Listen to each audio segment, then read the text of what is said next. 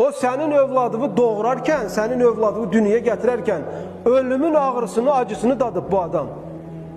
Sen yatarken senin övladının altını temizleyip, sen xəstələnəndə başının üstünde durur. Sen bu qadını hansısa bir əxlaqsıza necə dəyişə bilərsən?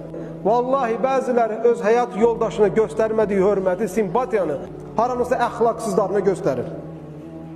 Arvadına, üzünə təbəssüm eləməyi əsirgiyir, xoş söz deməyi əsirgiyir, sonra gedir fahişələrlə yumşaq-yumşaq danışır. Zövcəsinə aparıb haradasa istirahat elətdirmir, amma bir fahişə gedir kontur doldurur, ona yemək zakaz verir, nə bilim onun maşınına mindirir, harizə barır. Belə kişilər tabii ki evdə sözü keçə bilməz. Hər zaman qardaşlar unutmayın, əgər başarılı olmaq istəyirsinizsə, bilin sizin həyat yoldaşınızın sizə dəstəyi olmadıqca siz başarılı ola bilməyəcəksiniz. Ucalmaq istəyirsənsə, həyat yoldaşın Allahdan sonra sənin dəstəyi olmaz, sən ucala bilməyəcəksin.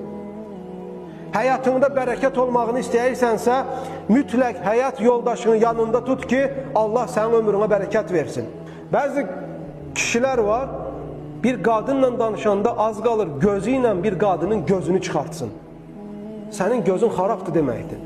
Sənin gözün iyrənc gözdür deməkdir, çirkin gözdür, ilənmiş bir göz daşıyırsan deməkdir.